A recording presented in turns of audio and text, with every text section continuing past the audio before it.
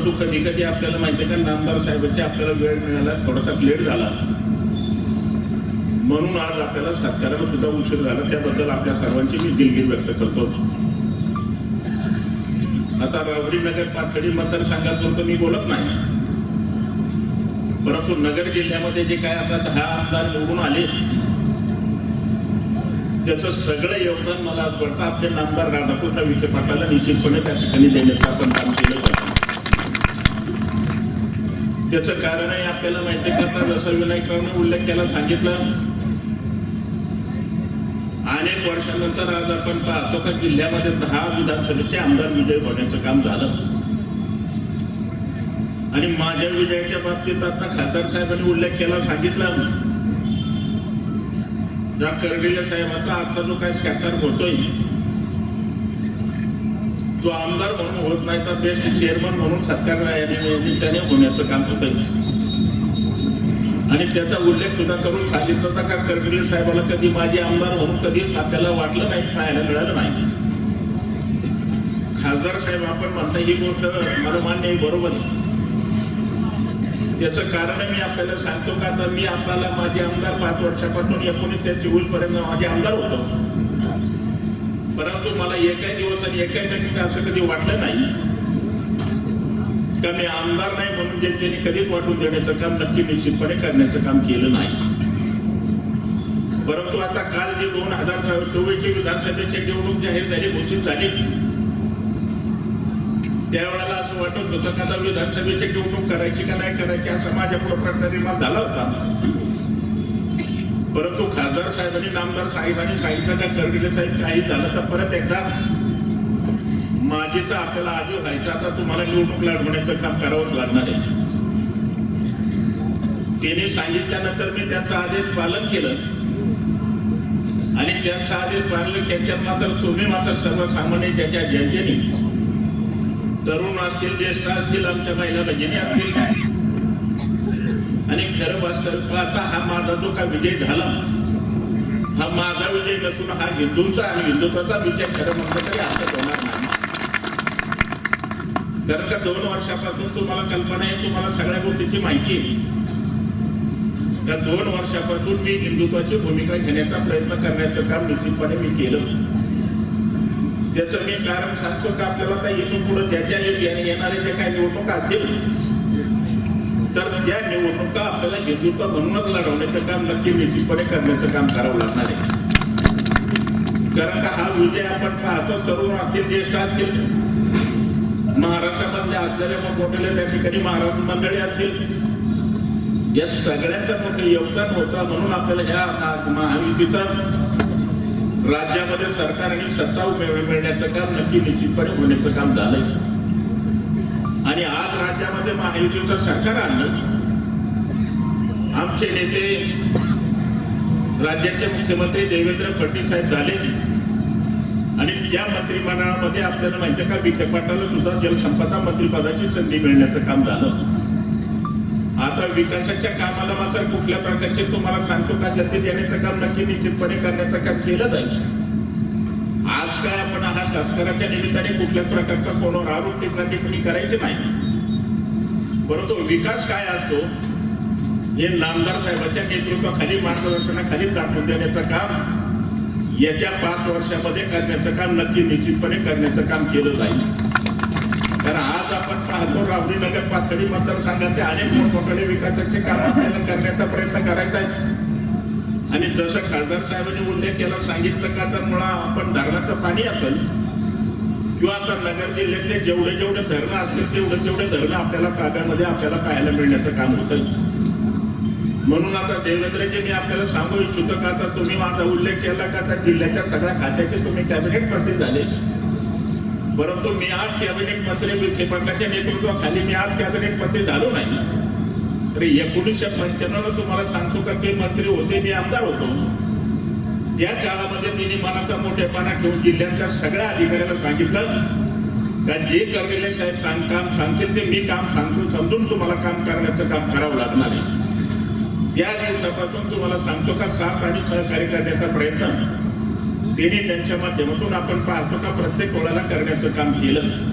आणि कालचा जरी आपण पाहतो का विजय झाल्यानंतर 2.5 वर्ष आपण पाहतो राज्यामध्ये महायुतीचं सरकार आलं, सत्ता आली आणि सत्तेमध्ये महसूल खात्याचे मंत्री म्हणून आणि आपल्या जिल्ह्याचे पालकमंत्री म्हणून विखे पाटलाला संधी मिळाली आणि त्या 2.5 वर्षाच्या कार्यकाळामध्ये खासदार सुजय विखे पाटलांच्या नेतृत्वाखाली, मार्गदर्शनाखाली आपण आपल्या मतदारसंघामध्ये मोठ्या प्रमाणामध्ये निधी आणून विकास करण्याचा प्रयत्न करण्याचं काम केलं आणि तेच मला असं वाटतं त्याचा उपयोग आणि त्याचा फायदा कालच्या विधानसभेच्या निवडणुकीमध्ये प्रत्यक्षात तुम्हाला सांगतो का हा पाहायला मिळण्याचं काम नक्की निश्चितपणे होण्याचं काम झालं. जसं आता खासदार साहेबांनी उल्लेख केला, अक्षयने उल्लेख केला की आता ग्रामीण रुग्णालयाचा प्रश्न असेल, असणारा पोलीस स्टेशनचा जे काय आपण प्रश्न असेल, जो तालुका तहसीलाचा असेल किंवा पंचायत समितीचा आपण कार्यालय असेल, हे सगळे कार्यालय नामदार राधाकृष्ण विखे पाटलांच्या मार्गदर्शनाखाली 5 वर्षामध्ये पूर्ण करण्याचं काम 100% करण्याचं काम आपण करणार.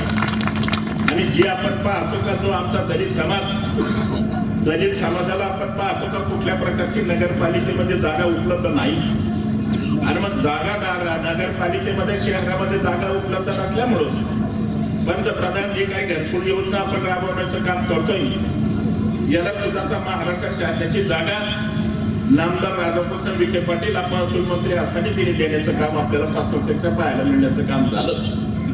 म्हणून मी आपल्याला सांगतो का विकासाचं जे काम असेल तर तिथं होण्याचं काम होणार आहे. मुळा धरणाला आपण पाहतो 26 टीएमसी जरी पाणी साठत असतील तर नामदार साहेबांना एकच विनंती करतो का आपण आता त्याचा गाळाचा जर तयार केला आणि त्याचं जर मला असं वाटतं गाळ आणि माती जर काढण्याचं काम जर केलं नाही मला तर तुम्हाला सांगतो का अजून 4 टीएमसी पाणी वाढण्याचं काम नक्की निश्चितपणे होण्याचं काम होणार आहे. आणि मग ती 4 टीएमसी जर पाणी वाढलं तर अजून आपलं इरिगेशन जे असेल तर ते इरिगेशन वाढण्याचं काम उद्याच्या काळामध्ये आपल्याला करण्याचं काम करावं लागणार आहे. आपण आता पाहिले का आता मुळा धरणाचा विषय असेल, आमचा असणारा तुमच्या वावरत जांभळीचा पुलाचा प्रश्न असेल, जी MIDC आपण पाहतो काय क्युजेशन झालं, MIDC उभा राहिली, आपण पाहिले MIDC उभा राहिली, परंतु उद्योग मात्र आपल्याला माहिती आहे का आतापर्यंत कुठल्या प्रकारचं येण्याचं काम झालं नाही. देशामध्ये आपली सत्ता आहे, देशाचे पंतप्रधान नरेंद्र मोदी साहेब आपण पाहतो काम करतात आणि त्यांनी महाराष्ट्रामध्ये आणि देशामध्ये अनेक मोठ्या प्रमाणामध्ये उद्योग आणण्याचा प्रयत्न करण्याचं काम झालंय. म्हणून आपल्याला सांगतो का तरुणाला कुठेतरी रोजगार मिळाला पाहिजे, तरुणाला कुठेतरी हाताला काम मिळण्याचं काम झालं पाहिजे. त्याच्यासाठी आपण आता याचा प्रयत्न करून मोठमोठे उद्योग आणण्याचा प्रयत्न आपण राहुरीमध्ये आणण्याचा प्रयत्न करण्याचं काम केलं जाईल. कारण आज आपण पाहतो का हा आजचा जो काय विजय झालाय त्या विजयामध्ये जर सांगायचं म्हणलं तर अनेक मोठमोठ्या विकासाचं काम आपल्याला प्रत्यक्ष पाहण्याचं काम झालं. आमच्या लाडके महिलेला आपण पाहिलं तर जी काय आश्वासनं दिले महायुतीच्या सरकारच्या काळामध्ये ही भूमिका घेण्याचा आपण करीत असताना तिथं आपण पाहिलं का ही महाआघाडीने अनेक वेगवेगळ्या प्रकारचा विरोध करण्याचा प्रयत्न केला. परंतु त्या काळाचे राज्याचे मुख्यमंत्री एकनाथरावजी शिंदे साहेब असतील, देवेंद्र फडणवीस साहेब असतील, आमचे अजितदादा असतील, यांनी मात्र आपण पाहतो का 1,500 रुपये आपण मानधन चालू करण्याचं काम केलं. ते 1,500 रुपये मानधन चालू केलं. ते सगळी मंडळी सांगत होते की आता विधानसभेची निवडणूक झाल्यानंतर हे आता महिला भगिनीचं मानधन बंद करण्याचं काम केलं जाईल. परंतु मानधन तर बंद केलं नाही. परत तुम्हाला सांगतो का 600 रुपये वाढून 2100 रुपये आपण पाहतो का आता आपल्याला महिला भगिनीला आपला देण्याचा निर्णय राज्याच्या सरकारने करण्याचं काम केलं. जो आपला शेतकरी दुधाचा जोडधंदा म्हणून व्यवसाय करण्याचं काम करत होता, दुधाला भाव मिळत नव्हता, महागाईचा विचार केल्यानंतर त्याला भाव उपलब्ध होत नव्हता. खासदार सुजय विखे पाटलांनी अनेक याचा प्रयत्न केला, पाठपुरावा केला आणि विशेष करून सांगायला हरकत नाही 5 रुपयाचं अनुदान 7 रुपयापर्यंत घेऊन शेतकऱ्याला एक मोठ्या प्रमाणामध्ये दूध उत्पादकाला दिलासा देण्याचं काम सुद्धा करण्याचं काम मोठ्या प्रमाणामध्ये केलंय. मग दूध उत्पादक असेल, शेतकरी असेल, विमा असेल, असे अनेक वेगवेगळ्या प्रकारचे निर्णय घेतले आणि त्याच्यावरच विश्वास ठेवून जनतेने तुम्हाला सांगतो का महायुतीचं राज्यामध्ये सरकार देण्याचं काम 100% होण्याचं काम झालंय. म्हणून आज आपण पाहतो का ही महायुतीचं राज्यामध्ये सरकार पाहायला मिळण्याचं काम होत आहे. आता खासदार साहेबांनी सांगितलं आता कर्डिले साहेब आता तुम्ही पुढच्या वेळेला खासदार होऊन जा.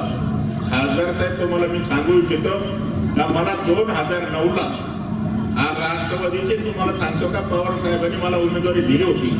माझी लोकसभेची कुठल्या प्रकारची इच्छा नव्हती, माझी अपेक्षा नाही. कारण मला माहिती का आपण जर दिल्लीला जर गेलो तर ना मला इंग्लिश येत आणि ना मला हिंदी येत आणि मी तिथं दिल्लीमध्ये जाऊन करणार काय हा प्रश्न माझ्या पुढे निश्चितपणे निर्माण झाला. खासदार म्हणून दिल्लीमध्ये तुमच्यासारखा ताजा अभ्यासून आणि काम करणारा खासदार आपल्याला देण्याची गरज आहे.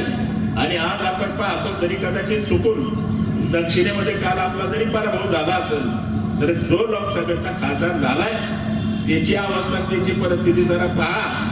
यांना विधानसभेला आपण जर पाहिलं हे जे आता खासदार साहेबांनी सांगितली गोष्ट बरोबर आहे. त्यांनी सांगितलं तरी कदाचित मी खाली बसलो, परंतु अनेक जणांना तुम्हाला सांगतो का घरी बसवायचं काम विखे पाटलांनी अनेक वर्षापासून दाखवून देण्याचं काम 100% करण्याचं काम केलं. याचं कारण मी आपल्याला सांगतो, लोकसभेला तरी कदाचित त्यांचा पराभव झाला तर त्याचा वाचबा विधानसभेमध्ये मात्र काढण्याचं काम नक्की निश्चितपणे आपल्याला पाहायला मिळण्याचं काम 100% होण्याचं काम होत आहे. म्हणून आपल्याला खासदार साहेब तुम्हाला सांगतो आता तुम्हाला परत एकदा मतदारसंघाची कुठं का व्हायला पाटील साहेब म्हणले आता इकडे तिकडे कोणता मतदार कुठं होईल, पण कोणताही मोठा मतदार कुठं जरी झाला तर आमच्याच मतदारसंघामधून लोकसभेची निवडणूक करून तुम्हाला खासदार होण्याची संधी देण्याचं काम 100% आम्ही करण्याचं काम करणार आहे. कारण आम्हाला पण तेवढं शल्य आम्हाला माहिती.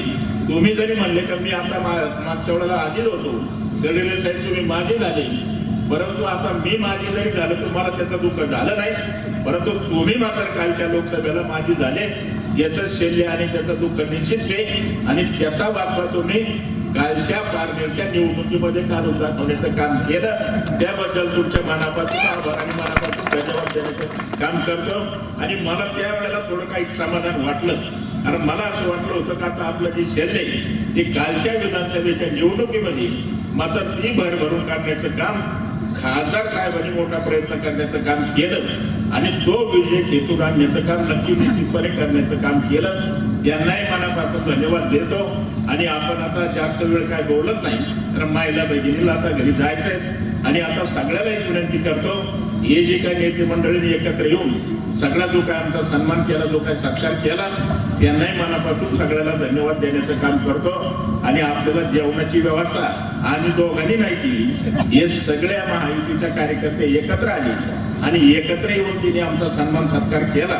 त्याबद्दल त्यांनाही सुद्धा मनापासून धन्यवाद देतो. आणि जो आपला कार्यकर्ता यांनी आपल्याला पोकळ घडली काल अचानकपणे आपण पाहतो का त्यांना अटॅक आला आणि त्यांनी एवढं मोठं काम कालच्या विधानसभेच्या निवडणुकीमध्ये केलं आणि ते गेल्यानंतर ते दुःख जेवढं त्यांच्या परिवाराला कुटुंबाला झालं तेवढंही सुद्धा आम्हाला दुःख झालं. परमेश्वराला मी एकच प्रार्थना करतो त्यांचं दुःख हलका करा आणि त्यांना आपल्या सगळ्याच्या वतीने भावपूर्ण श्रद्धांजली वाहतो आणि आमचा सन्मान केला, सत्कार केला. त्याबद्दल ह्या सगळ्या जे नियोजक आयोजक होते त्यांना मनापासून आभार मानतो आणि माझे 2 शब्द संपवतो. धन्यवाद. यानंतर सत्काराला उत्तर देण्यासाठी मंचावर येत आहेत राज्याचे महसूल